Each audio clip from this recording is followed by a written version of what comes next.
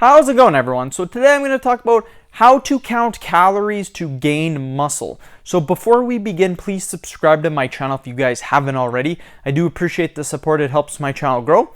Also, if you're interested in online personal training from me, simply comment below in the comment section and we'll get back to you guys with more details.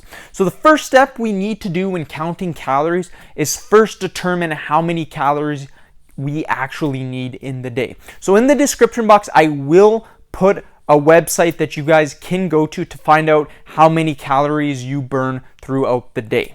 So we need to find out what our actual energy expenditure is going to be. Energy requirements are based on numerous different factors such as body composition, size, goals, training frequency, and what your day job is or what you do during the day. Now, this may seem super confusing and you probably are thinking, well, I got no idea how to do this. This is actually quite common, and I was exactly the same way when I first started counting calories. I was very nervous and thought to myself, well, I don't really need to count calories. I can just work out very hard and then the calories won't really matter at all. You got to be mentally strong and just start counting calories. It's as simple as that, you guys. So your basic metabolic rate, your BMR, is the amount of calories you burn at rest. Our bodies use about 60% of our calories just at rest to keep us alive.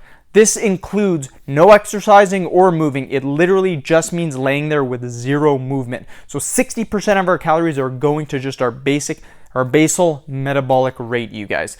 So 10% of the calories we have are now used for digestion. So 60% is going for just basal metabolic rate. 10% of the calories now are going to be used for digestion, you guys.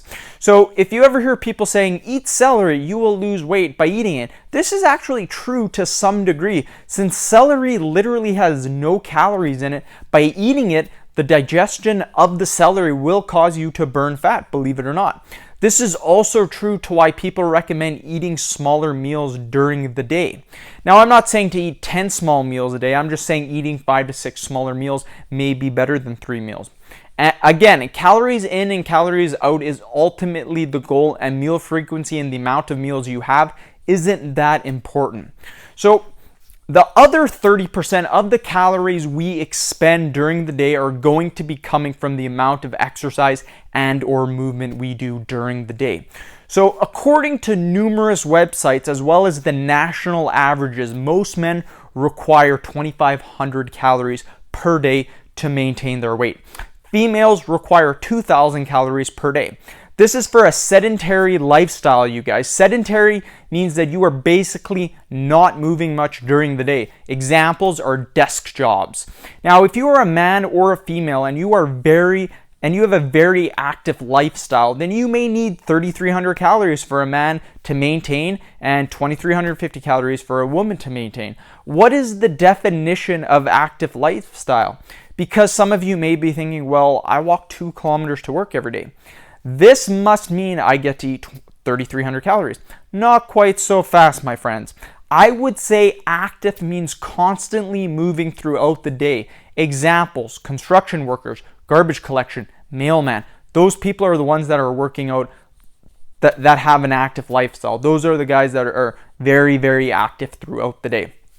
So in general, most people do have sedentary lifestyles. Again, unless you are constantly sweating throughout the day, chances are you are sedentary. So that calorie website that I put you guys, it's going to ask for your lifestyle, how often, what your activity level is. For your activity level, for most people, you're going to be sedentary. If you work out, you can put 3 days. Even if you work out 5 days a week, that the calorie, even though it says 5 days a week, I generally find that it's quite high, because if you work out 5 days per week, let's say you need 2,500 calories to maintain. If you work out 5 days per week, I think it has you having like 3,000 calories. And then if you work out, if you're like the most active lifestyle and you're 5 days a week, it says 3,300 calories. So again, this calorie website, it's just a base to go off.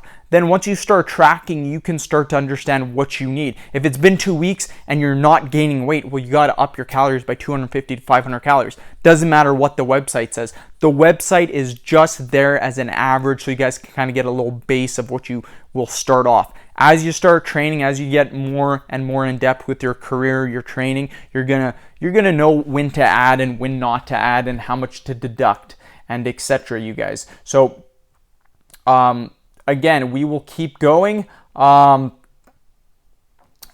In general, most people, you guys, have sedentary lifestyles.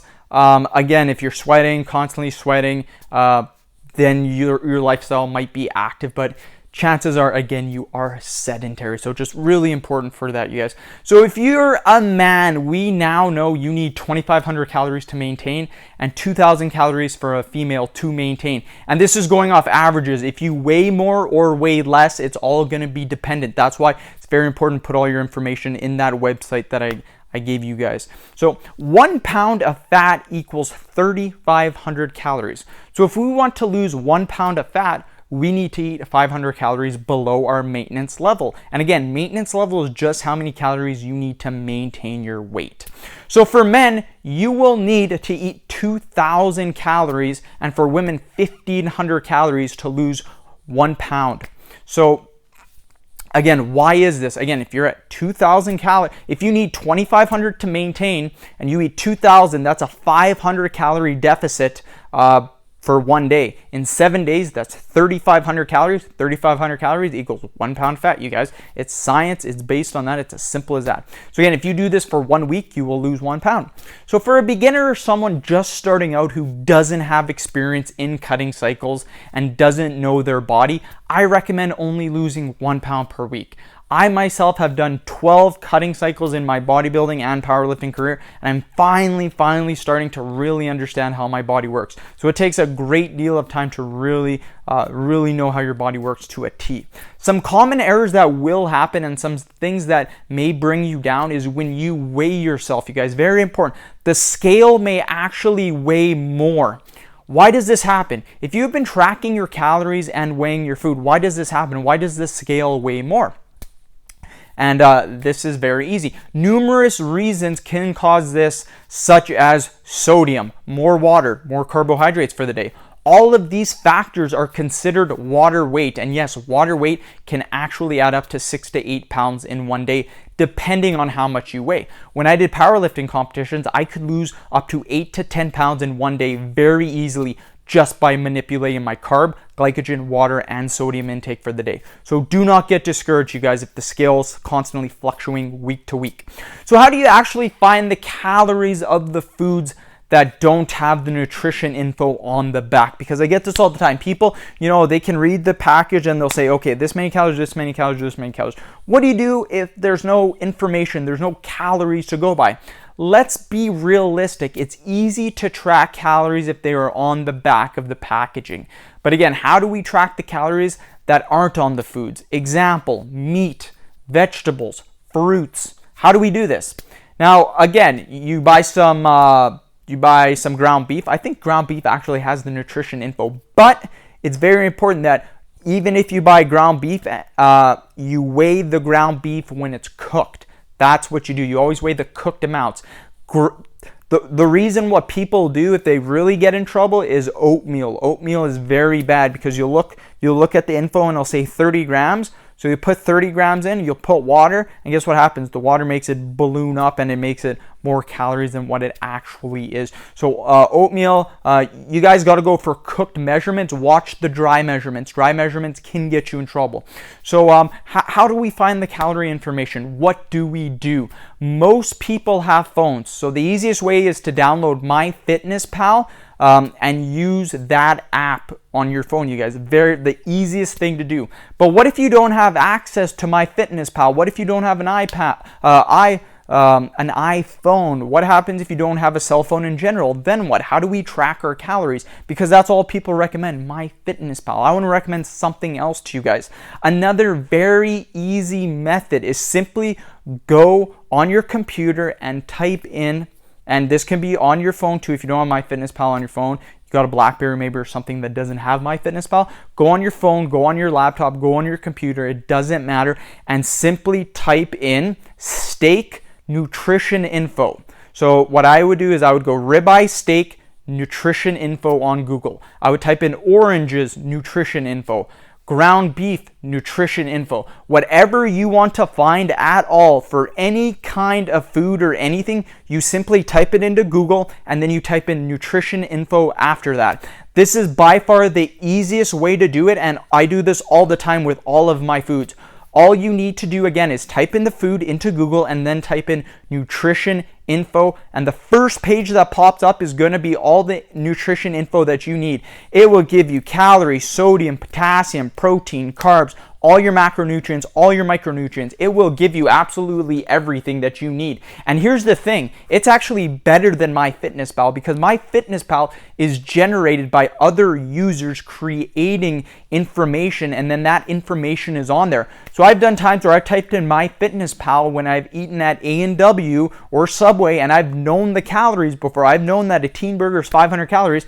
Some people will have on there 600, 700 calories for a teen burger. That is incorrect, you guys. Another great tip is if you are eating out at very, very common restaurants, A&W, Subway, McDonald's, Tim Hortons, any big fast food chain restaurants, Wendy's, every single one of them will have all of their nutrition info on their website. So if you're going to McDonald's and you're like, man, I tracked my calories, I have no idea what my nutrition info, I'm done, I can't figure it out. Wrong. Type in, again, McDonald's nutrition info, type in a Big Mac, it'll show the exact calories. Yes, of course, there's going to be a little bit of human error because, again, someone might put more or less sauce, but you're getting the rough estimate. I mean, the difference between 600 calories and 300 calories isn't going to be made by a little bit of extra sauce, you guys. So that's a great way to do it if you guys are eating out. So, again, that's what you can do. So this is how you track your calories, you guys. All the information that I gave you, it's very easy and simple to do, my friends. Have a great day, everyone. And again, please subscribe to my channel if you haven't already. Like the video and share it. So again, thanks. Have a great day.